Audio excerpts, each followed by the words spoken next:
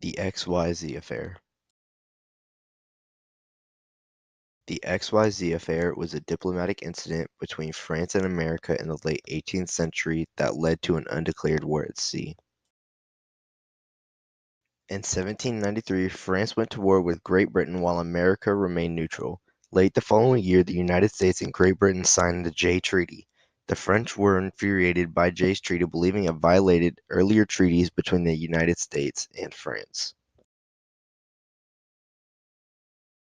When President George Washington sent Charles Cotesworth Pinckney as the U.S. Minister to France in 1796, the government there refused to receive him.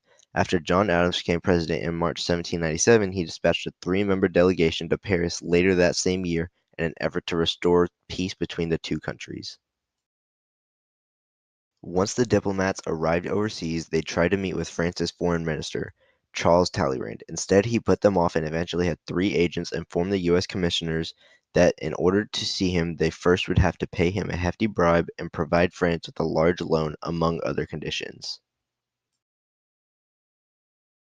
When word of the French demands reached the United States, it caused an uproar and prompted calls for war.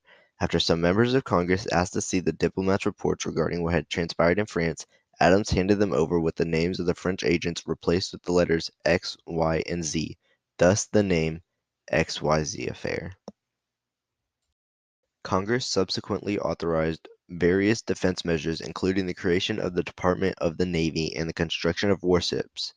Then in July 1798, it authorized American ships to attack French vessels, launching an undeclared naval war that became referred to as the Quasi-War. The hostilities were settled with the Convention of 1800, also known as the Treaty of Morte-Fontaine, which was soon ratified in the next year of 1801. The Convention of 1800, or Treaty of Morte-Fontaine, resulted in a peaceful end of the alliance between the United States and France. The Quasi-War officially ended with this treaty, which formally ended the alliance of 1778 between the United States and France. President Adams had signed the Alien and Sedition Acts into law.